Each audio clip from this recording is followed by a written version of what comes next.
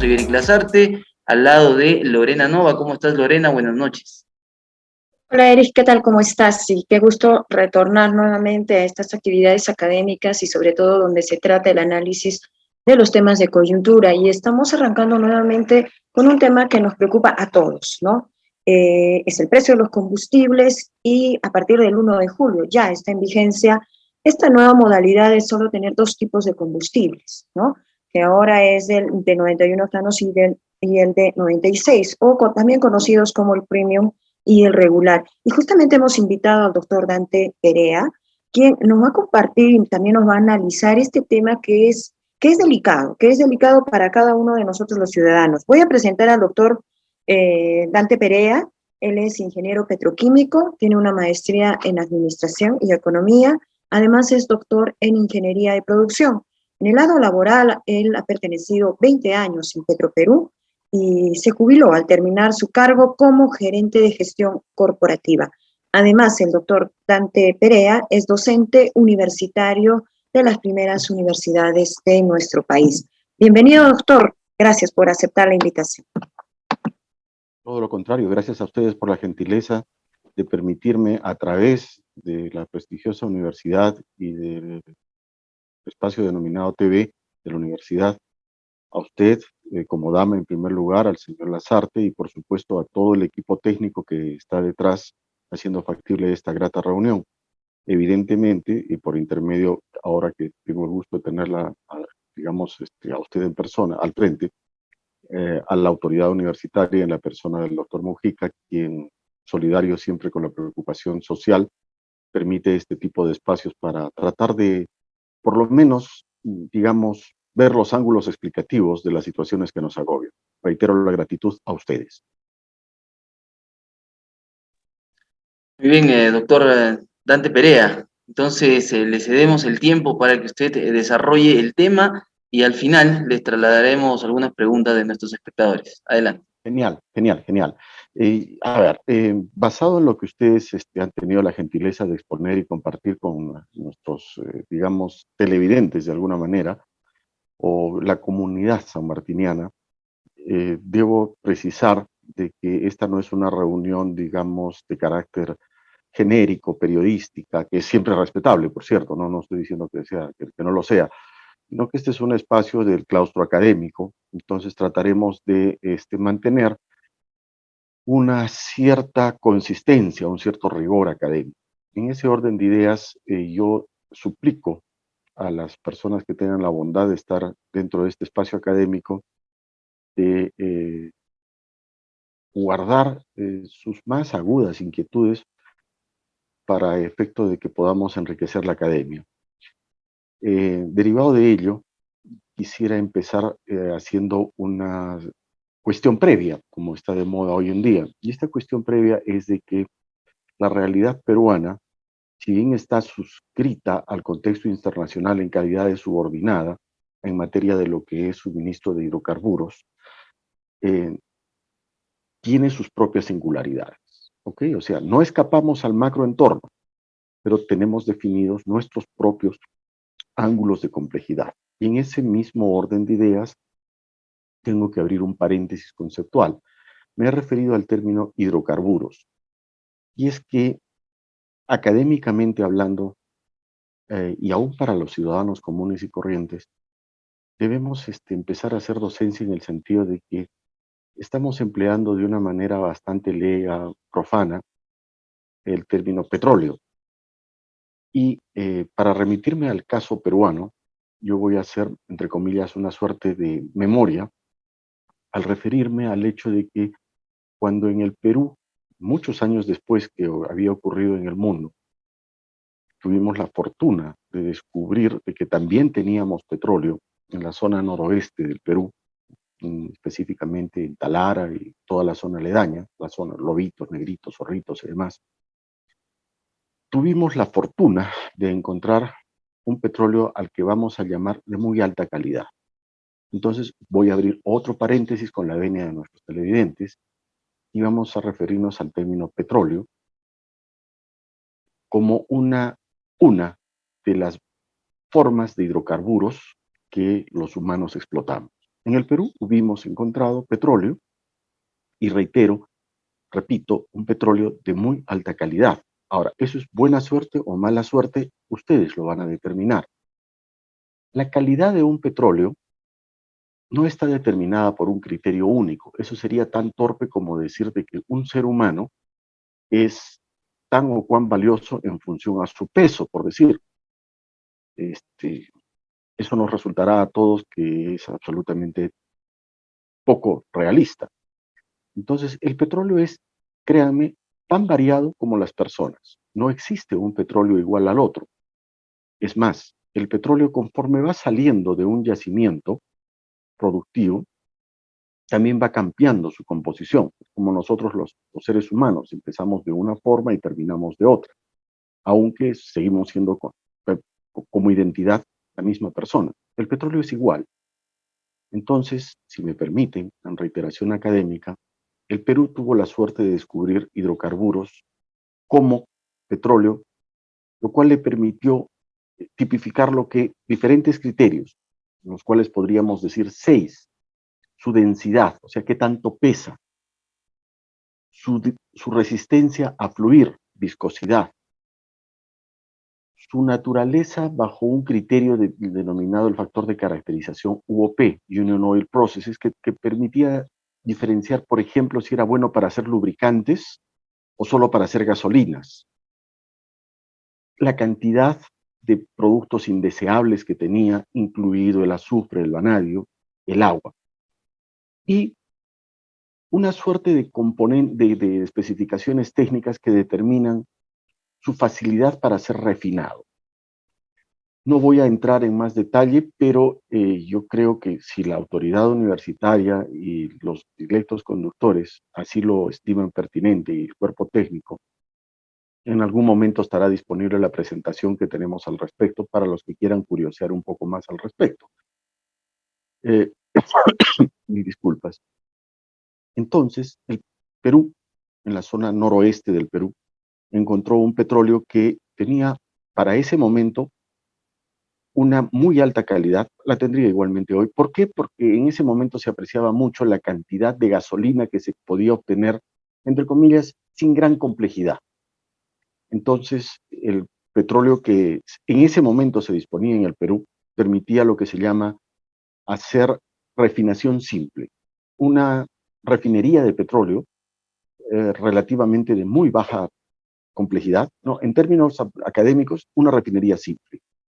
2 operaciones, 3 operaciones, y pues ya teníamos una suficiente cantidad de gasolina. Recordemos además, distinguidos asistentes, de que en esos momentos no se necesitaban gasolinas de eso que se llama octanaje elevado. Conforme los motores se fueron volviendo más chiquitos y aumentaron su ratio de compresión para obtener la misma potencia, se requerían mayores octanajes, que son los que se requieren ahora. Entonces, la gasolina que había ahí, en Talara, era una gasolina que en ese momento no requería una refinación compleja, sino una refinería simple, y nos permitía, digamos, abastecer con holgura el parque nacional automotor. Además, nos permitía, por la naturaleza de ese crudo, obtener bases lubricantes, que luego, al añadírsele aditivos, permitía hacer aceites lubricantes. O sea, base lubricante más aditivos igual aceite lubricante. Todo eso era debido a la naturaleza fisicoquímica del petróleo que nosotros teníamos en el noroeste peruano. Posteriormente, eh, para los años tardíos de los 70s, ya teníamos en producción el petróleo que se encontró en la selva peruana, razón por la que construimos el oleoducto norperuano que ahora es saboteado por malos peruanos. Pero ese petróleo, a diferencia del crudo Talara, es un petróleo que en términos alegóricos, referenciales, era de muy mala calidad comparado al de las zonas del noroeste peruano, lo que nos obligó a construir una refinería compleja, que es la refinería La Pampilla. Digamos que en términos de complejidad era, si hablamos del número de operaciones, era 2 veces más compleja mientras que en Talara teníamos, aunque se hizo trabajos para añadirle procesos, teníamos 2 procesos. En Pampilla llegamos a tener para finales de los 80 alrededor de media docena de procesos, o sea que permitían obtener de crudos pesados más gasolinas y como subproducto gas licuado de petróleo. A ustedes les sonará a chiste o a historia, pero hasta inicios de los 80, una de las preocupaciones de nosotros los peruanos era tratar de ver qué hacíamos con el gas licuado de petróleo, GLP, lo que ustedes consumen en sus balones domésticos, razón por la cual se creó una empresa destinada a fomentar el consumo de GLP que se llamaba Solgas, que ustedes por su juventud no han llegado a conocer, pero era una preocupación del Estado ver qué hacíamos con el gas licuado de petróleo y lo promocionábamos desde una empresa filial llamada Solgas.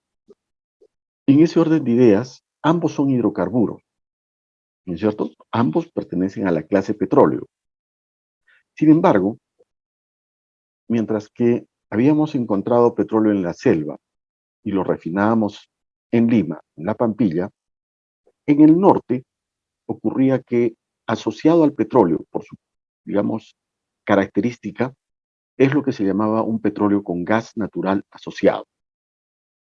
Este gas natural asociado, en las épocas, digamos, de los albores de la industria petrolera, y hasta hace muy poco en realidad, no tenía un uso, pero como la cantidad era relativamente grande, nosotros, los peruanos, en ese momento decidimos no quemarlo se llama flare en inglés, no tengo la traducción, nunca la logré precisar en términos de la lengua castellana, pero ustedes ven en las películas que siempre se ven unas chimeneas quemando gas, ese es el gas natural que sobra de la explotación de petróleo.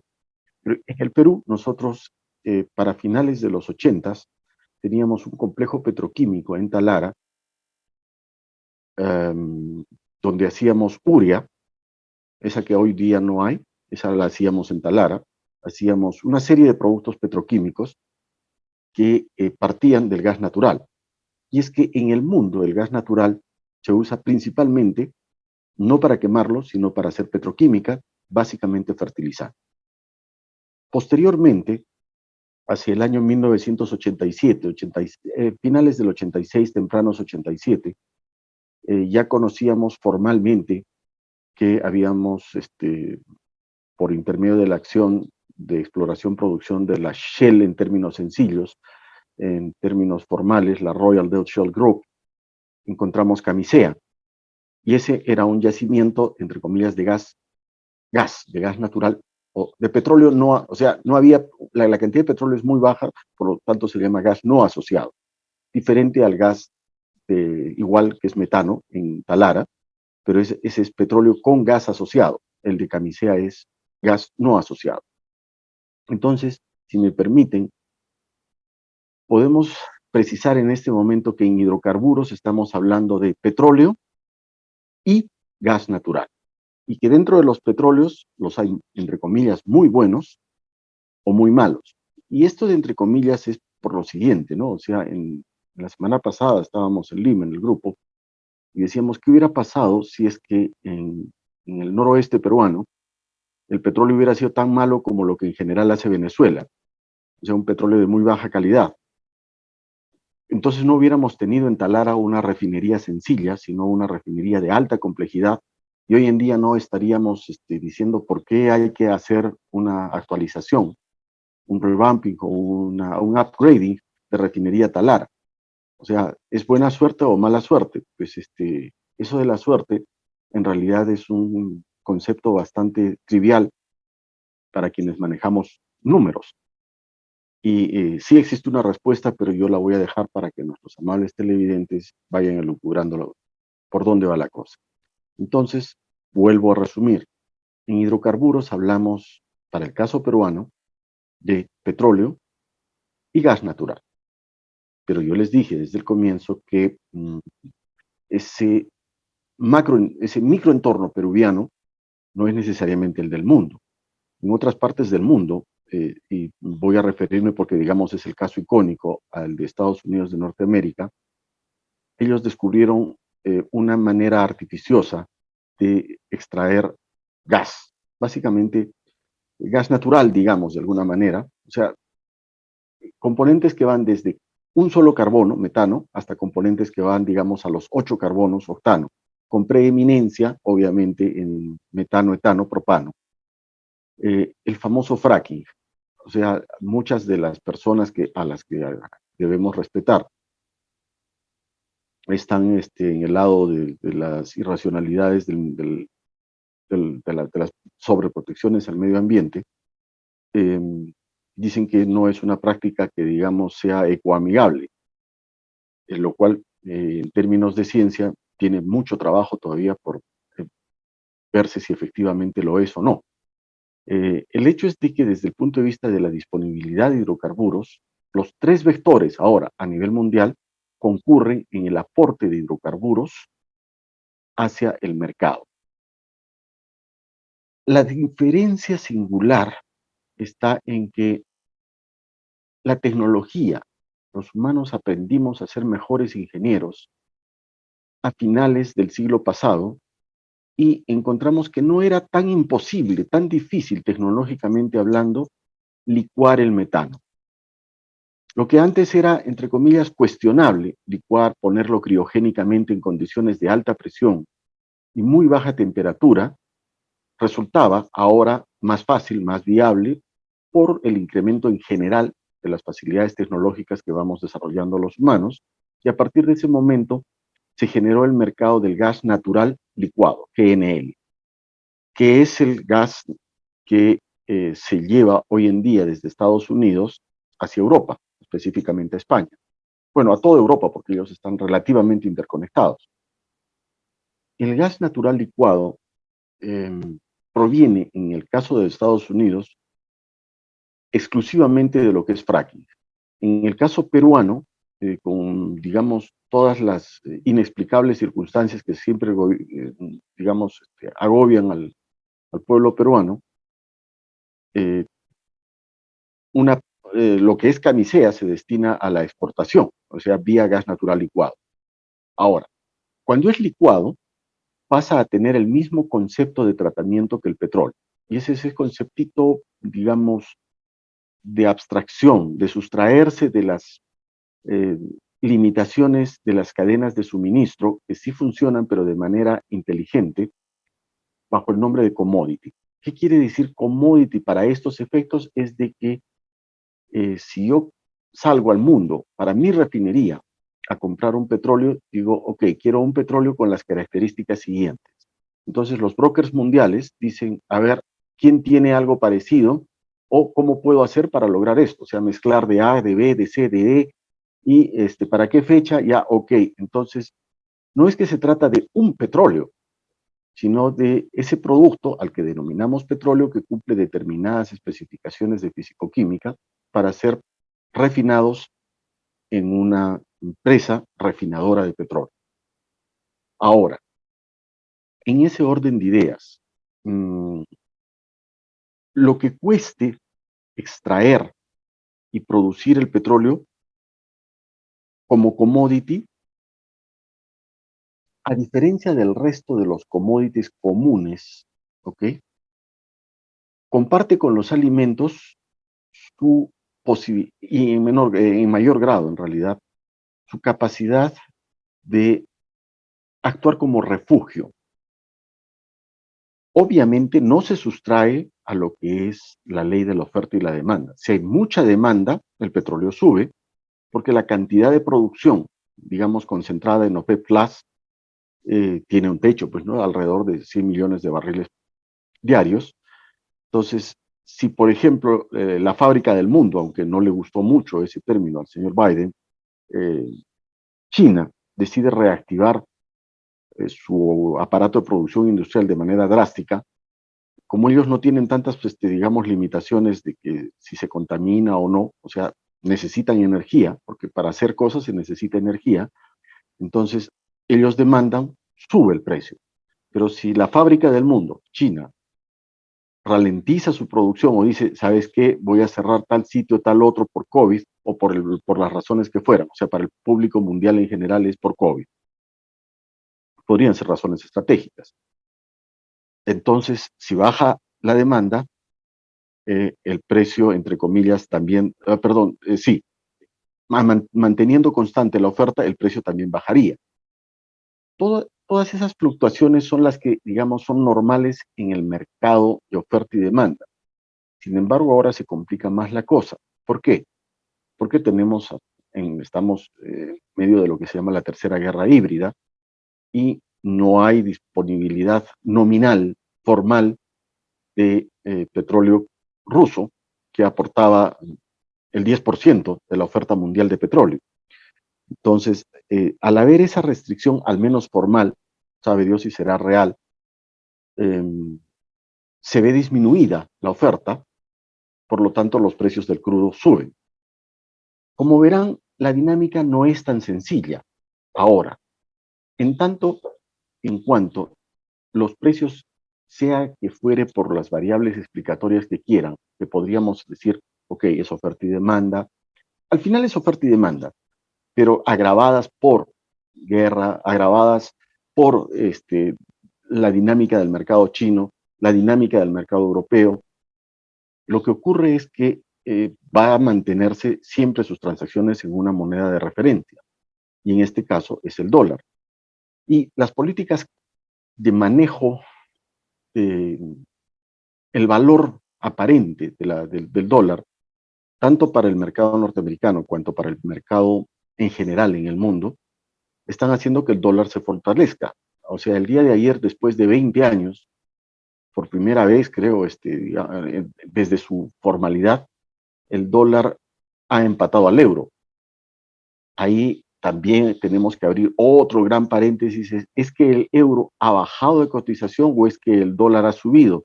En realidad ambos vectores concurren y el hecho es de que la tradicional fortaleza del euro está perdiendo, digamos, solidez frente al valor creciente del dólar.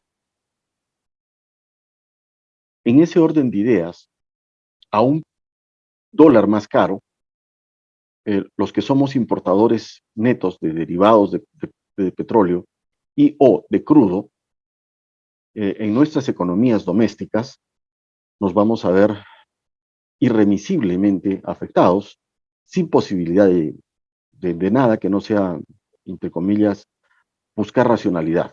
Y en esa pretensión de buscar racionalidad es que, digamos, puede sonar bastante cruento porque la economía, si bien tiene como fin la administración de los recursos escasos, esa administración de recursos escasos se debe en última instancia al bienestar del hombre. Y ese bienestar del hombre a veces le cuesta a la humanidad. Imagínense una ciudad en la que hay vehículos de servicio público paseando a 5 kilómetros por hora, tocando bocina, buscando clientes para llevarlos de un lado a otro. Eso en las economías desarrolladas no ocurre. Entonces, cuando la gasolina era muy barata en términos comparativos, pues podíamos tener flotas enormes de empresas de taxis con grandes cantidades de vehículos contaminando la ciudad, paseando la ciudad, y claro, con una carga social que amparaba su economía en esa actividad. Sin embargo, desde el punto de vista de lo que es el bienestar en general, teníamos una gran cantidad de entropía, que es el desorden en todas sus dimensiones, o sea, tanto por la generación de monóxido, tanto por la congestión vehicular, tanto por el gasto que le representaba al Perú, porque sí, o sea, así sea poco, el Perú no tiene ese petróleo para irlo quemando por la ciudad alegremente mientras, entre comillas, se brinda ese servicio para dar bienestar a un segmento de la población. Entonces, este tipo de cosas son lo que se denominan las recesiones creativas. Vamos a tener que encontrar, como está sucediendo en Lima, los mecanismos de sustitución. Sustituir gasolina por GLP y si se pudiere, por gas natural. O sea, que claro, en el Perú para hacer, digamos, alguna cuestión perversa, le ponen gas natural vehicular, pero al final sigue siendo metano. Los mecanismos de sustitución son propios de la economía, de la racionalidad, y en todo orden de ideas estamos obligados a ser racionales para con nosotros, para con el país, y para con el mundo. Yo no sé si es que puedo tener el privilegio, la satisfacción de que me hagan saber que me están escuchando, que tengo alguien que tuviera la bondad de hacerme llegar alguna gentil inquietud hasta este momento, o Sí. quedaron todos dormidos. No, claro que no, doctor, estamos atentos. Muchas gracias, Miss Lorena, muy amable. ¿Habrá alguien que Estamos- tenga la bondad de hacerme alguna reflexión? en estos momentos estamos por recepcionar las preguntas que por parte del público Ok, asistente y en entonces, cualquier momento lo podemos interrumpir, entonces, sí, por doctor. favor, se lo ruego, hágame saber que no estoy solo en el mundo. Perfecto. Eh, entonces, volvíamos al punto inicial a recapitular de que hidrocarburos es un término que abarca petróleo, gas natural y gas de fracking. En el Perú no vamos a tener jamás gas de fracking. Tenemos que concentrarnos en petróleo y gas natural. Pero ocurre que las circunstancias de la pandemia recesionaron mucho la demanda de derivados de petróleo. En ese momento las petroleras prácticamente, en el caso de Repsol, la española, decidió reducir su ratio de asignación de capital para búsqueda de nuevos yacimientos de 10-1. Y la mayoría de empresas petroleras del mundo pues decidió parar sus actividades de exploración-producción. Esto significa que la disponibilidad en el corto-mediano plazo de crudo en el mercado va a tender a disminuir, más aún si nos remitimos a teorías como la del pico de Huff, en la cual decimos que el ratio de descubrimientos ya llegó a su punto final en el 2018 y ahora nos queda nada más explotar lo que ya hemos descubierto. Entonces, la tendencia nominal, digamos, inercial, es a que el petróleo como tal va a ir teniendo un precio incremental sucesivo en lo que le resta de su ciclo de cobertura a la humanidad que soporte la energía. Lo que no ocurre en la misma manera con el gas natural. O sea, tiene como 40, dependiendo de los modelos, 40 o 30 años más después de que, entre comillas, hayamos terminado el ciclo del petróleo. Pero eso, digamos, eso es en el contexto mundial. En el contexto peruano, creo que debemos reconocer y como ciudadanos, de alguna manera, aunque sea como académicos en nuestro espacio, que es más chiquito porque es más culto, demandar de que pongan a alguien pensante a dirigir las actividades de exploración-producción.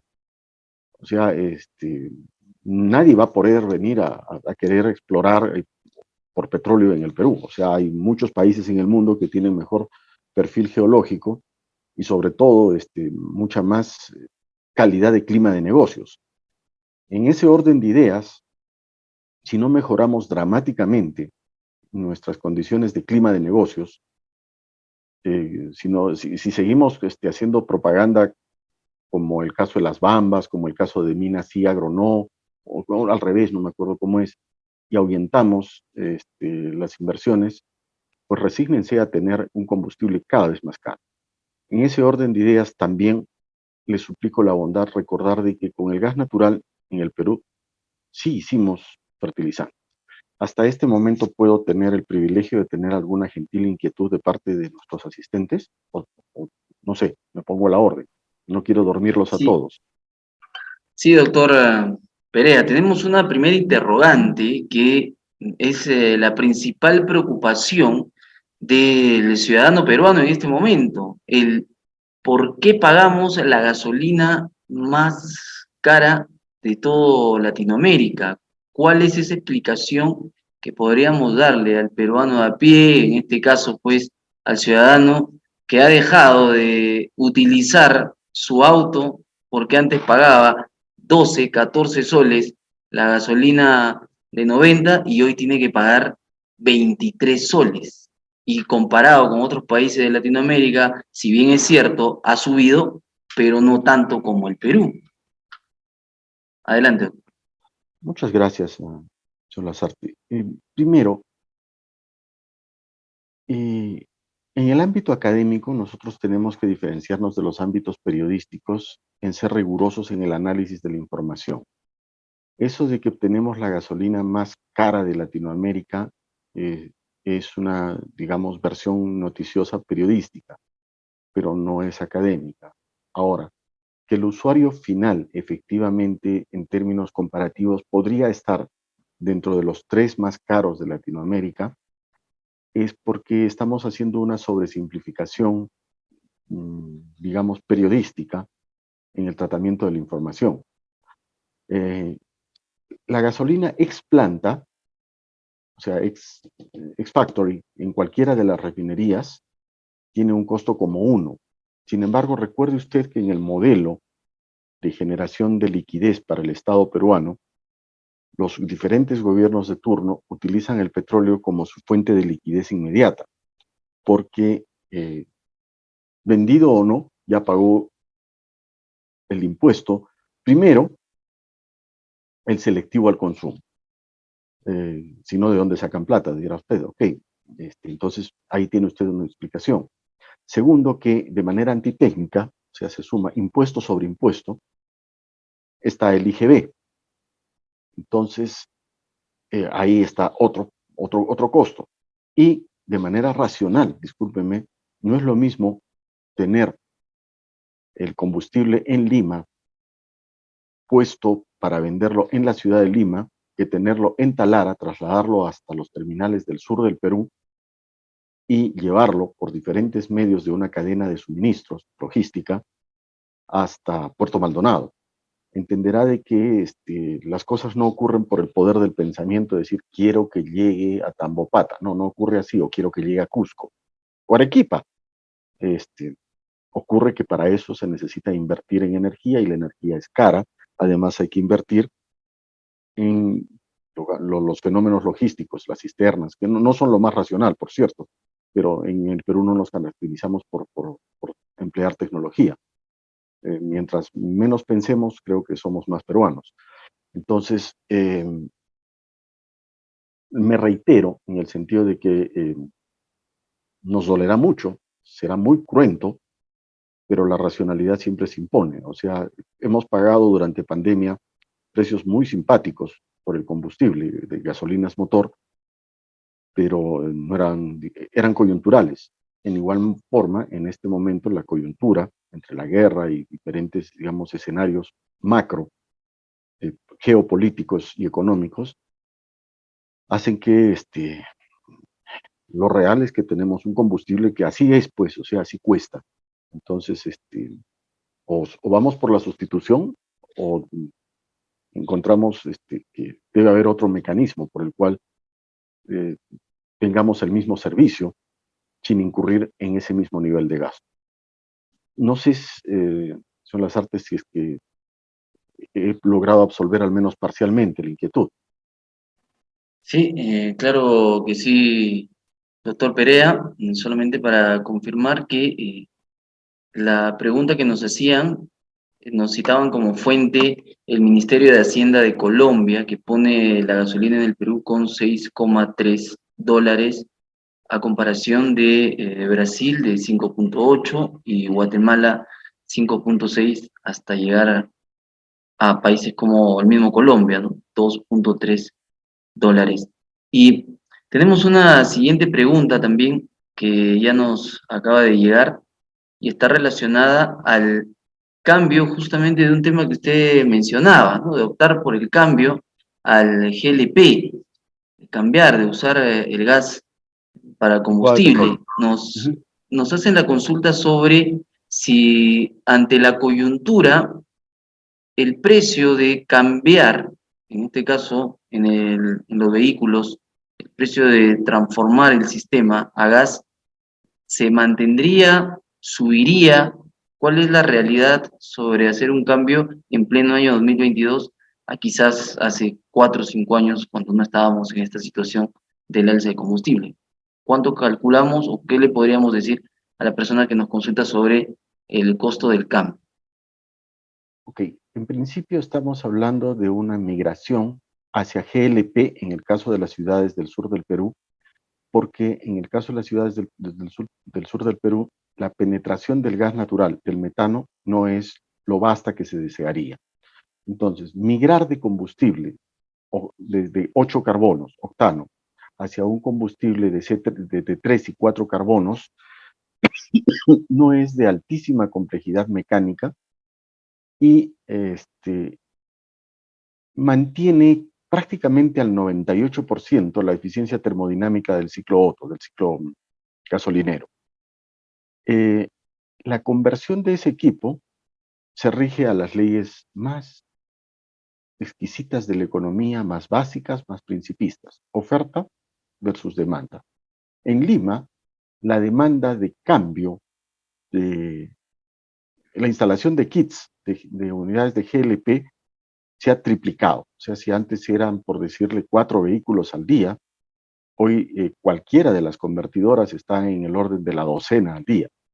Entonces, como es natural, bajo las leyes de la economía, al incrementarse la demanda, es probable que, por leyes básicas de economía, el costo de los kits se incremente. No obstante, en todos los casos, y siempre resaltando que estamos en un espacio académico, pues es bien sencillo en una hoja de cálculo decir, a ver, yo recorro tantos kilómetros al día o al mes y el diferencial de precio, ¿me justifica o no? Y la razón sustantiva por la cual, digamos, me es grato estar con ustedes es porque en el ámbito académico debemos apelar a eso, a pensar y actuar racionalmente. O sea, no estamos hablando, digamos, en un espacio de simple comentario. O sea, aquí tratamos de aplicar de alguna manera nuestros conocimientos. En ese balance, aunque por elasticidad, el precio de las unidades de conversión, entre comillas, de gasolina a GLP, en función de la cantidad de kilómetros que recorran mensualmente, va a ser atractivo, siempre. O sea, las diferencias son siempre, digamos, del orden del 75, 80%. Entonces, sí, o sea, claro, si recorre usted 1 kilómetro al mes, pues vale, ¿no? No le interesa mucho. Pero si hace usted, entre comillas, ¿qué le digo? Unos 50 kilómetros por día, eh, la hoja de cálculo le va a decir que ya va a empezar a botarle una rentabilidad positiva. No sé si es que, digamos, he logrado alcanzar a la profundidad la absolución de la inquietud, pero quedo a la orden siempre.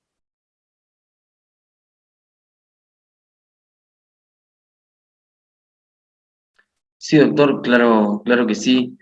Nos ha ayudado a contestar a esa pregunta y nos han trasladado una nueva interrogante La que misma que agradezco, gracias.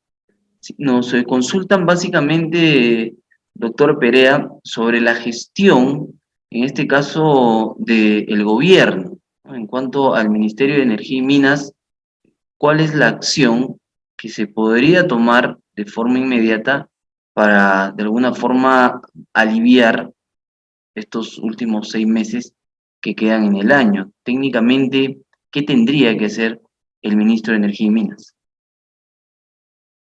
Muy agradecido por la pregunta y gracias por su traslado.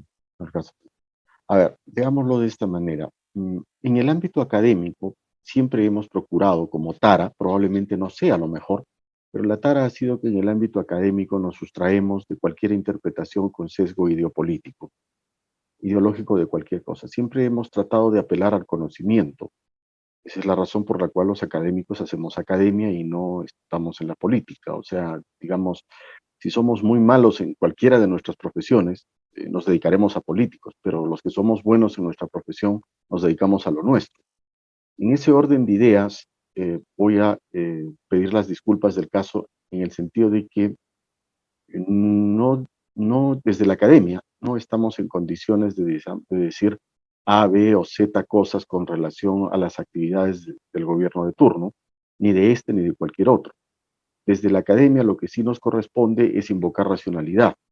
En ese orden de ideas, tendríamos primero que tener un factor que se llama consistencia.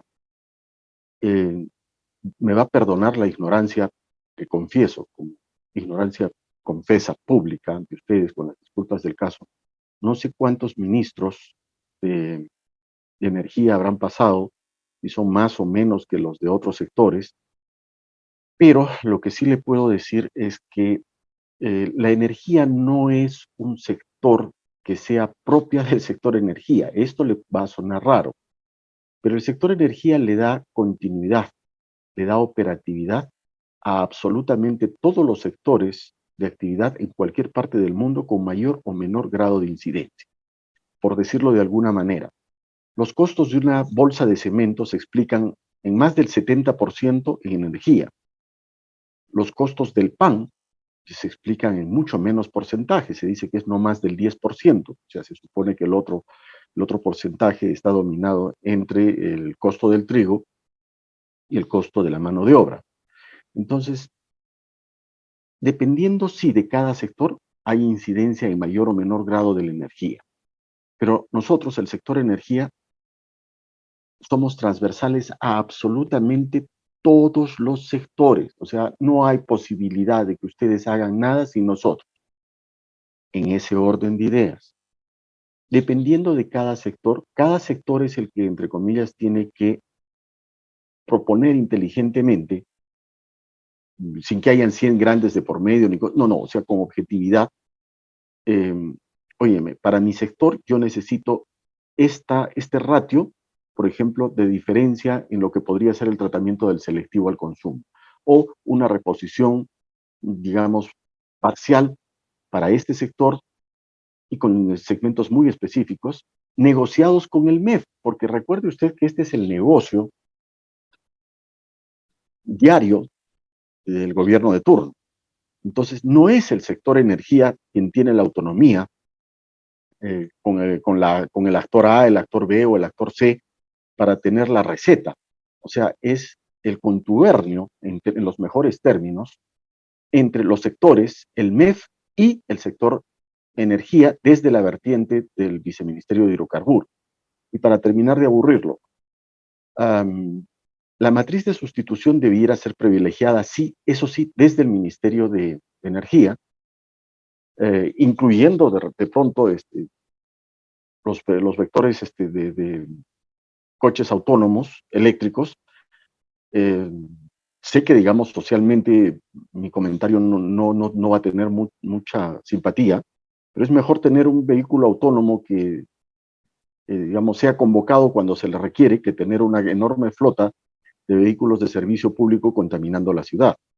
Ahora, en los sectores productivos, o sea, no los que están haciendo paseo, pseudotrabajo, sí pueden negociar, digamos, un mecanismo parecido a lo que es la banda de precios, pero que en este momento, digamos, dificulto que se pueda hacer porque la situación de caja no es favorable, tal que pudiéramos negociar la diferencia de selectivo al consumo en pagos posteriores, como una suerte de deuda fiscal a pagar. Así como hay crédito fiscal, o sea, se puede hacer en otros países se emplea. Para terminar, deberíamos como académicos exigir que el zapatero esté en sus zapatos. Y ocurre que en el sector energía nunca muy raras veces hemos tenido profesionales del sector. Generalmente son profesionales de leyes que poco o nada entienden de nada. Bueno, salvo de las situaciones de conflicto que ellos manejan y que para ello estudiaron. La situación, pues, halagüeña no es, ¿no? A la orden, señor. Doctor, gracias por esa respuesta. Y durante el primer año de gobierno del presidente Pedro Castillo ya se tuvieron 4 ministros de Energía y Minas. 4 ¿Había ministros. algún ingeniero? Ese dato lo vamos a No, precisar, pero... No se preocupe, no, pero, o sea, dése cuenta que el primer criterio, que es la consistencia, ha sido violado. O sea, ¿cómo podemos pedir algo o sea, con las justas podríamos pretender que al igual que, digamos, la figura representativa del Estado peruano esté aprendiendo, ¿no? O sea, no sé cuánto tiempo le tome aprender, no me parece que tenga un coeficiente intelectual privilegiado, pero esa es una interpretación subjetiva de la cual me retrotraigo.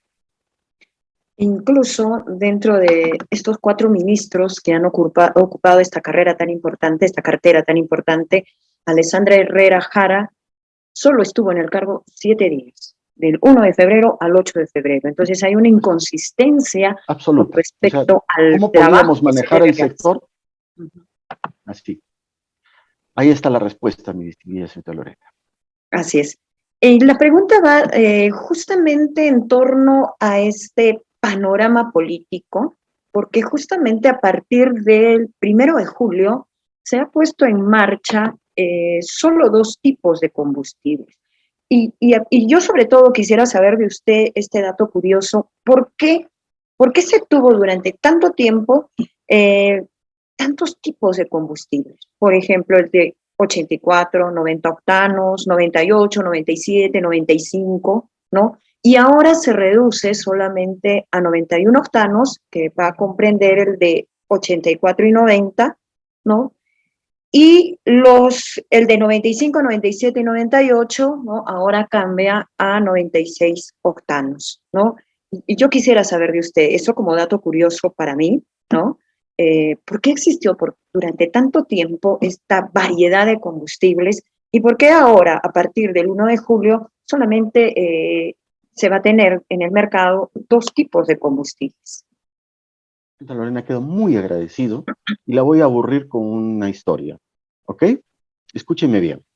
En el año 1987, Perú había descubierto, como le contaba, que tenía ingentes cantidades de gas natural que, según Jean Flom, que era el presidente para Latinoamérica de la Royal Dutch Shell Group, alcanzaban para 100 años de energía del Perú en ese momento de su desarrollo, a esa velocidad. Los petroleros latinoamericanos teníamos un encuentro en Uruguay, en Montevideo, donde asistíamos todos los petroleros y los brasileros estaban en absoluto estado de colapso, preocupación, porque nos llevaban, digamos, como 10 veces en consumo de energía y no tenían derivados de petróleo. Entonces nos contaban de que habían implementado una idea bien loca para los petroleros, que era bambear, prostituir, degenerar, varios términos equivalentes, la gasolina. Usted me está hablando de gasolina.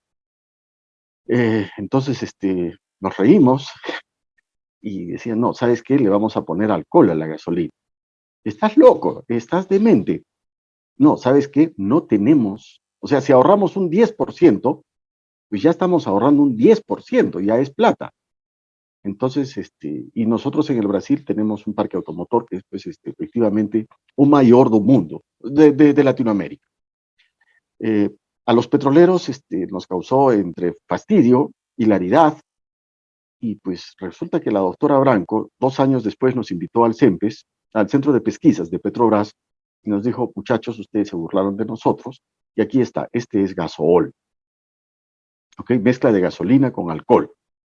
Es muy complejo porque el alcohol siempre lleva agua, se ha tenido que hacer un proceso de deshidratación, etcétera, pero finalmente hemos solucionado un problema para el Brasil. Brasil tiene mucha extensión de terreno, no tiene petróleo, así que vamos a bambear la gasolina tanto como se pueda.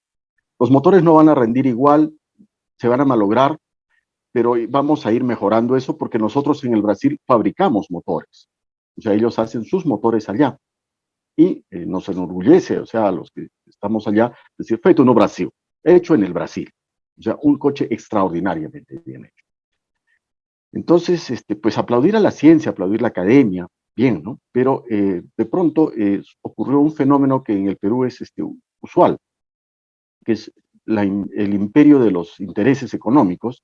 Entonces, dos grandes grupos de interés económico, tres, dijeron, oye, mira, ¿sabes qué? Esto es ecológico.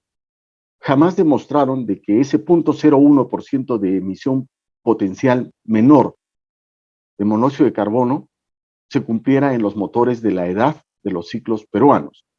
Pero era un buen negocio, o sea, cabecear no es el término adecuado. Eh, convencer al Estado peruano de que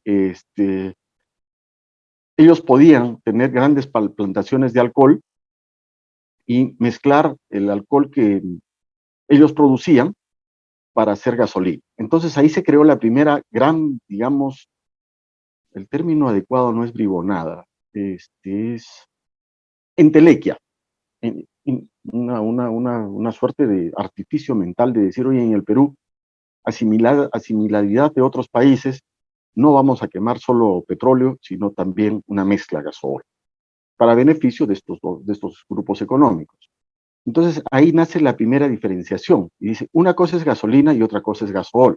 Y si la señorita Lorena se ha dado cuenta en el análisis, por ejemplo, cuando hacen la disminución del selectivo al consumo, lo hacen para la gasolina, pero no para los gasoles. Ah, ¿y por qué? Porque detrás hay intereses económicos de los que tienen pues las grandes cadenas, ¿no? Entonces, cada grupo económico decidió, entre comillas, hacer el imperio de donde no hay gente preocupada por el país o gente que tenga experiencia en el sector. Entonces se generaron gasolinas de 84, 85, 86. ¿Qué gasolina quieres? Ya, yo te la produzco. ¿Ok? Pero eso iba en contra de los intereses, primero del eslabón final de la comercialización, el grifero, porque eso le obligaba a tener tanques para cada combustible. Y segundo, de que, a ver, la señorita Lorena me va a perdonar y yo le voy a suplicar que tenga la bondad de regalarme 30 segundos de su generosa atención a través suyo de todos nuestros televidentes. El octanaje es solamente la medida de la resistencia a la autoignición a condiciones de presión, temperatura y disponibilidad de oxígeno a nivel del mar. Quiere decir eso, señorita Lorena, es una bobada. Pero la mayoría de personas no saben qué Michi es octanaje y creen que 100 octanos podría ser lo mejor, cuando en realidad su coche trabajando, ¿a cuántos metros estamos en Arequipa? Creo que a más de 2000, ¿no? Ok, así de fábrica, su fabricante le diga, requieres 90 octanos, en Arequipa podría funcionar 90 con raíz cúbica de 2013, 90 menos 13, o sea, con un poco más de 80 y tantos octanos podría funcionar. Pero a nadie se le ocurre averiguar mucho de ciencia, ¿no? O sea, excepto a nosotros que estamos en el espacio académico. Entonces, de manera muy torpe, simple, comercial, periodística, creen que el determinante de lo que es la calidad de un combustible es el octanaje. El número de octanaje. Perdóneme la expresión de torpeza a usted y nuestros televidentes, pues gran burrada, ¿no? Entonces, yo le digo, por ejemplo, en la ciudad de La Paz, ningún vehículo requiere más de 60 octanos, porque a esa altura, o sea, es como jugar fútbol, o sea, un motor es como un jugador de fútbol. Juegue usted pues en La Paz, a ver, corra 5 minutos y a ver cómo le falta el oxígeno. Ya, igualito es un motor. No tiene oxígeno para producir autodetonación. O sea, en costa, sí, ok, a 0 metros sobre el nivel del mar, ahí está el requerimiento de un octanaje, pero no fuera de la costa. O sea, ahí hay que corregirlo por la presión, la temperatura de trabajo y la disponibilidad de oxígeno. Como verá, es un problema básicamente no le voy a llamar ignorancia, vamos a llamarle carencia de conocimiento técnico. Si lo vemos de una manera, digamos, de tendencia global, usted ha mencionado Colombia, Ecopetrol. Ellos consideran un promedio.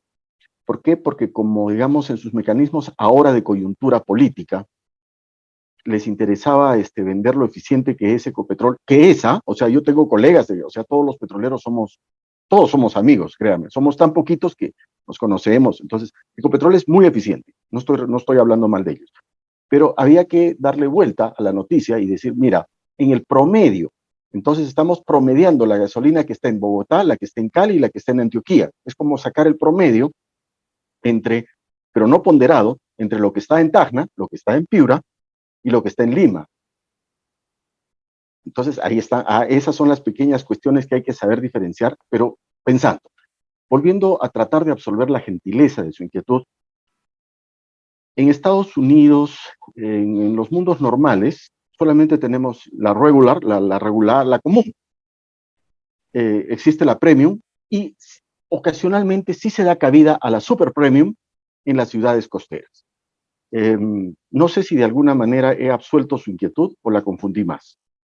No, claro que sí, doctor. Solo un paréntesis, acaba de producirse un nuevo movimiento telúrico. No lo sentí, qué fenómeno. Qué bueno, solo fue más ruido que movimiento. Pero el hecho está Sí, en que, y no sé regresando si ya al tema, cerrando el paréntesis, el hecho está que necesitamos conocer aspectos básicos sobre el uso de petróleo, de los combustibles, porque Los eh, hidrocarburos. Pero para eso bueno, estamos nosotros, para eso está la academia, para eso están exactamente. ustedes. Y me Y yo honra quiero, que en esta ocasión hayan tenido la gentileza de poder intercambiar algunas ideas. sí, Efectivamente, solo el y es conocimiento salvará al Perú. exactamente, doctor. Y usted, no, usted nos ha ilustrado esos detalles, ¿no? Esos datos que nos permite a nosotros tener un mejor panorama. Porque, por ejemplo, usted consultaba cuál es la altura de Arequipa. Nosotros estamos a 2.300 y algo más, ¿no? De altura. Bolivia, La Paz está a 3.600 Es metros sobre el 800 que nivel. yo recuerde. Bueno, pero eso igual. O sea, digamos que desde el punto de vista de la ingeniería, de la termodinámica, una regla que funciona, un thumb rule en Yankee, es el Research Octane Number como expresión de Required Octane Number a 0 metros sobre el nivel del mar, menos la raíz cúbica de los metros sobre el nivel del mar a los que opera el motor, es el primer factor de corrección. Entonces habría que restarle a lo que dice el manual de fabricante la raíz cúbica de estos 2.300, o sea, yo en la cabeza no pude hallar rápidamente la raíz cúbica, pero era alrededor de o 12, 144, no más, 13, 169 por 13, sí. Entonces, esas cosas son, digamos, ya, yo entiendo de que, digamos, hay una diferencia entre la academia y el día a día, y tampoco pretendo de que todos se aburran con temas así, pero sí es campo de la academia hacer este tipo de acotaciones, ¿no? Claro que sí, doctor. Bien, nosotros agradecemos su participación, doctor. Cada vez que le hemos alcanzado una invitación, usted siempre ha tenido el tiempo para poder analizar este tema y otros temas más, y es importante sobre todo conocer en la medida, ¿no? Cómo es que se opera a nivel de las empresas privadas, a nivel del Estado, y más aún estos temas de coyuntura que generan preocupación en la población y que por ende esto abarca a cada uno de los espacios, ¿no? Y sectores de nuestro país. Próximamente lo estaremos invitando también para conversar sobre el gas de camisea, que este es un tema pendiente, es parte de la agenda que necesitamos analizar con mayor profundidad. Doctor, lo dejamos para su mensaje de despedida. Primero, para agradecerle sinceramente por intermedio suyo a todos los asistentes al webinar y reiterar también por grato intermedio suyo la expresión de gratitud a la autoridad universitaria que ha tenido efectivamente la gentileza de convocarme ya más de una vez y siempre me considero honrado, halagado y a la orden. Gracias, que tengan una muy buena noche y que los temblores acaben. Bien, muchísimas gracias al doctor Dante Perea Rivarola, quien nos ha permitido conocer aún más sobre el tema de los hidrocarburos. Nosotros agradecemos a cada uno de nuestros espectadores que a través de las redes, a través de esta sala y también a través de la plataforma de LinkedIn nos han estado siguiendo y alcanzando sus preguntas. Nosotros nos vamos y lo que pedimos es que tomemos siempre con calma cada uno de estos movimientos telúricos, es parte de la naturaleza. Y bueno, como mencionaba a través de los medios de comunicación, esto va a pasar, va a calmar y hay que estar preparados, prevenidos, siempre utilizando o teniendo nuestra mochila de emergencia al lado y verificando donde nos encontremos las zonas más seguras. Muchas gracias a nombre de la Universidad San Martín de Porres del área de proyección social y también a nombre de nuestro director universitario, el doctor Jaime Mujica Calderón. Le agradecemos su asistencia. Muy buenas noches. Permiso.